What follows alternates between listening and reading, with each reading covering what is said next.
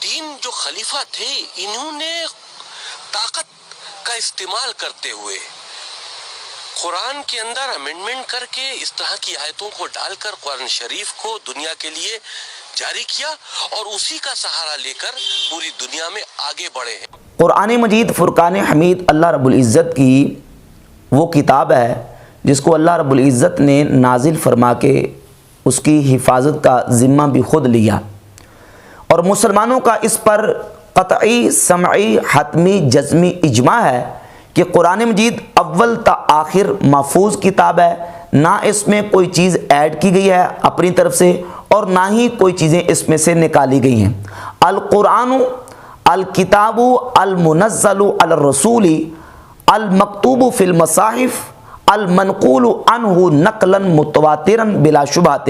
قرآن وہ کتاب ہے جو رسول صلی اللہ علیہ وآلہ وسلم پر نازل کی گئی، جو مصاحف میں لکھ دی گئی اور نبی کریم صلی اللہ علیہ وآلہ وسلم سے متواتراً بلا شبہ منقول ہے، اور وہ کتاب قرآن اس وقت مسلمانوں کے ہاتھوں میں موجود ہے، صحیح سلامت بغیر تغییر تحریف اور تبدیلی کے۔ اور جو اس کے برعکس عقیدہ رکھے اور کہے کہ قرآن میں تحریف تبدیل یا تغییر کوئی واقع ہوئی ہے، وہ مسلمان کہلانے کا حقدار ہرگز نہیں ہے۔ قرآن مجید میں اللہ رب العزت نے متعدد مقامات پہ قرآن کے محفوظ ہونے کا بیان کیا۔ سورۃ القیامہ کی آیت نمبر 17 میں اللہ رب العزت فرماتا ہے ان علینا جمعہ و قرآنہ، بے شک اس کتاب یعنی قرآن کا محفوظ کرنا اور پڑھنا ہمارے ذمہ ہے۔ اس کتاب کا محفوظ کرنا، جمع کرنا اور یعنی آپ کی زبان پر ہے محبوب صلی اللہ علیہ وسلم جاری کر دینا، یہ ہمارے ذمہ ہے۔ اسی طرح سورہ حامیم السجدہ کی آیت نمبر 42 میں اللہ رب العزت ارشاد فرماتا ہے لا یأتیہ الباطل من بین یدیہ ولا من خلفہ تنزیل من حکیم حمید۔ باطل کو اس کی طرف راہ نہیں، نہ اس کے آگے سے نہ اس کے پیچھے سے، اتارا ہوا ہے حکمت والے سب خوبیوں سراہے کا۔ یعنی قرآن مجید میں کسی قسم کا کوئی باطل شامل نہیں ہو سکتا، نہ ہی اس میں کوئی چیز آگے سے پیچھے سے اس میں شامل ہو سکتی ہے، اور نہ ہی کوئی اس میں اپنی طرف سے کوئی چیز ایڈ کر سکتا ہے۔ اور پھر اللہ رب العزت نے سورۃ الحجر کی آیت نمبر 9 میں تو واضح طور پر ارشاد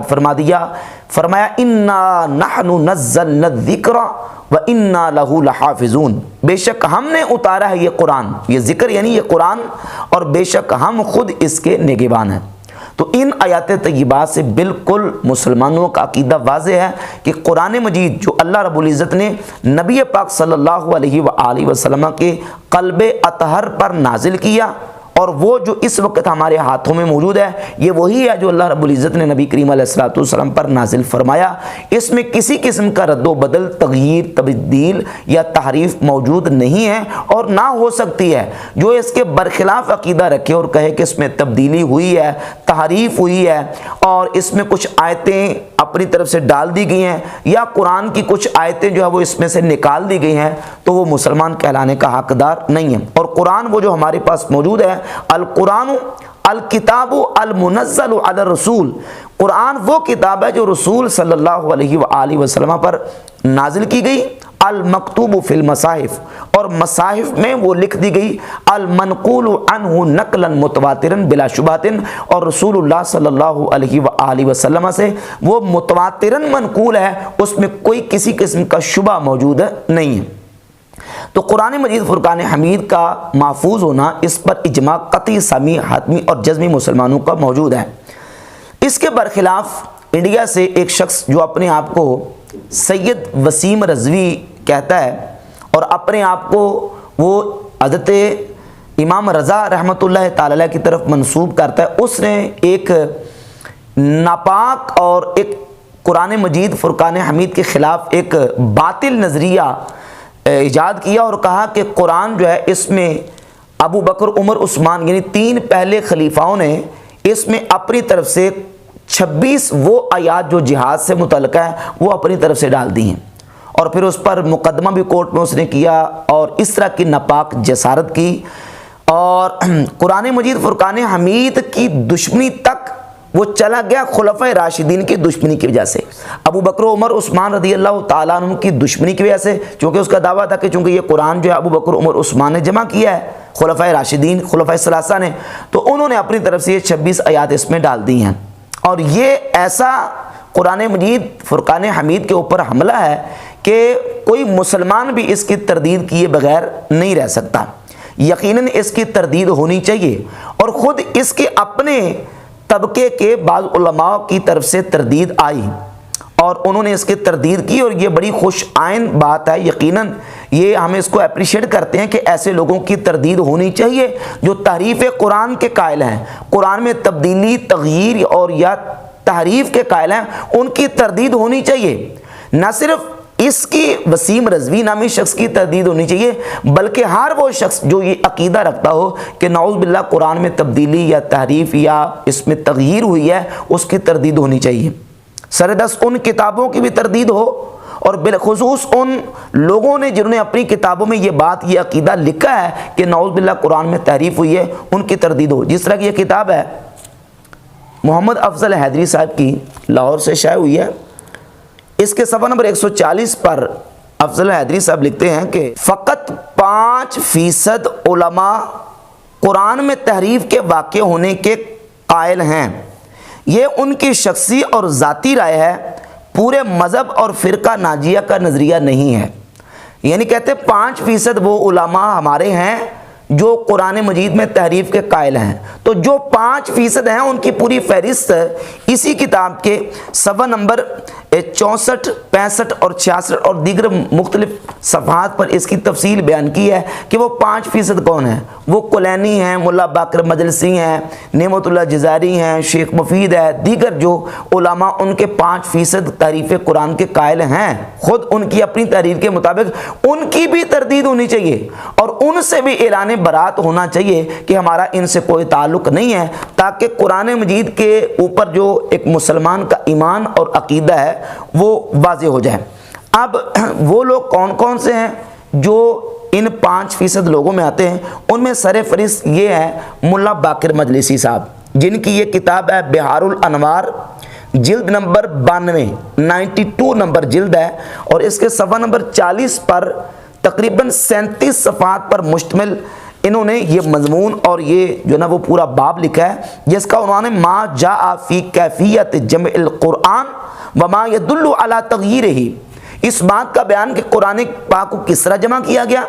وما یدل علی تغییرہ، اور قرآن میں کس طرح تبدیلی اور تغییر کی گئی، اس بات کا بیان، اور پھر 37 صفحات پر روایات اور واقعات ذکر کیے ہیں کہ نعوذ باللہ تعالیٰ اس طرح قرآن میں تبدیلی کی گئی۔ یہ کتاب ہے الانوار النعمانیہ، نعمت اللہ جزائری کی، اس کی جلد نمبر 2 کے صفحہ نمبر 315 پر اسی بات کو بیان کیا نعمت اللہ جزائری نے کہ نعوذ باللہ تعالیٰ قرآن مجید میں تعریف ہوئی ہے اور اس میں تبدیلی ہوئی ہے۔ اور یہ کتاب ہے کشف الاسرار، اس کے صفحہ نمبر 114 پر خمینی صاحب نے وہی بات بیان کی ہے جو وسیم رضوی نے بیان کی۔ اس نے کہا کہ 3 خلفاء نے اس میں آیتیں داخل کر دی ہیں، اور انہوں نے کہا کہ انہوں نے آیتیں نکال دی ہیں۔ خمینی صاحب لکھتے ہیں کہ وہ کتاب آسمان را تحریف کنن و برائے ہمیشہ قرآن را از نظر جہانیہ بیندازن، کہ ان 3 خلفاء نے آسمانی کتاب میں تحریف کر دی اور قرآن کو ہمیشہ جہان والوں کی نظر سے غائب کر دیا، و تا روز قیامت ای ننگ برائے مسلمانہ و قرآن آہاں بماند، یہ شرمندگی مسلمانوں کے لیے اور قرآن کے لیے قیامت کے دن ہوگی۔ وہ ہما عیب راہ کے مسلمانان با کتاب یہود و نصارہ می گرفتن، اینن برائے خود ایہاں ثابت شود، کہ مسلمان جو عیب یہود و نصارہ پر لگاتے ہیں کہ انہوں نے اپنی کتابوں میں تحریف کر دی، اینن یعنی بعین ہی وہ عیب ان کے اوپر قیامت کے دن لگے گا کہ انہوں نے بھی ایسا ہی کیا کہ انہوں نے اپنی کتاب قرآن میں تعریف کر دی، نعوذ باللہ تعالی۔ بلکہ ملا باقر مجلسی نے الاصول من الکافی،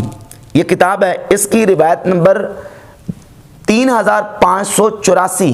جس میں یہ ہے کہ امام جعفر الصادق رضی اللہ تعالیٰ عنہ کی طرف ایک جھوٹی بات منسوب کی اور اس میں لکھا کہ جو جبریل علیہ الصلوۃ والسلام قرآن قلب محمد صلی اللہ علیہ وآلہ وسلم پر لے کے نازل ہوئے ہیں اس میں 17,000 آیات تھیں۔ اس روایت کی توجیہ اور تشریح کرتے ہوئے ملا باقر مجلسی اپنی کتاب مرآۃ العقول کی جلد نمبر 12 صفحہ نمبر 525 پر لکھتے ہیں کہ ان القرآن الذی جاء بہ جبریل، یہ روایت جو ہے اس کے نیچے لکھتے ہیں فالخبر صحیح ولا یخفى ان هذا الخبر وكثير من الاخبار الصحیحہ صریحۃ فی نقص القرآن وتغییرہ، کہ یہ خبر بالکل صحیح ہے اور اس طرح کی بہت ساری ایسی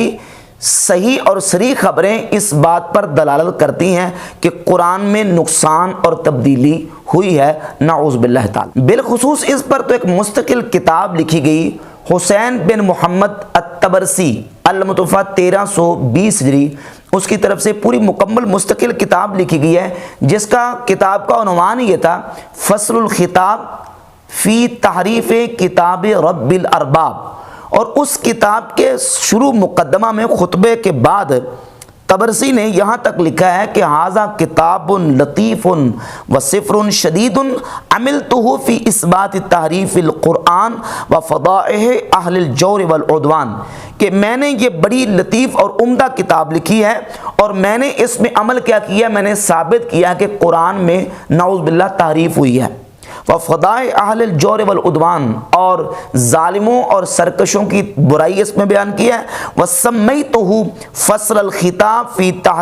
تحریف کتاب رب الارباب، اور میں نے اس کتاب کا نام رکھا ہے فصل الخطاب فی تحریف کتاب رب الارباب۔ یہ کتاب لکھی گئی اور یہ کتاب شائع ہوئی، اور یہ جو نوری طبرسی حسین بن محمد النوری الطبرسی، اسی طبقے کے لوگوں کے ہاں ان کو ایک محدث کی اور مجتہد کی حیثیت سے جانا جاتا ہے۔ اور اگلے تعجب کی بات یہ کہ یہ بندہ جو نوری طبرسی ہے، آج اس کا مقبرہ نجف اشرف میں مولا علی کرم اللہ تعالی وجہ الکریم کے حرم پاک میں اس کا مقبرہ موجود ہے۔ یہ بندہ جس نے قرآن پاک کی تحریف کو ثابت کرنے کے لیے پوری مستقل کتاب تصنیف کی ہے۔ تو ایسے لوگوں سے بھی بالکل بائیکاٹ کیا جائے اور ایسے لوگوں کے ساتھ برات کا اظہار کیا جائے جو تحریف قرآن کے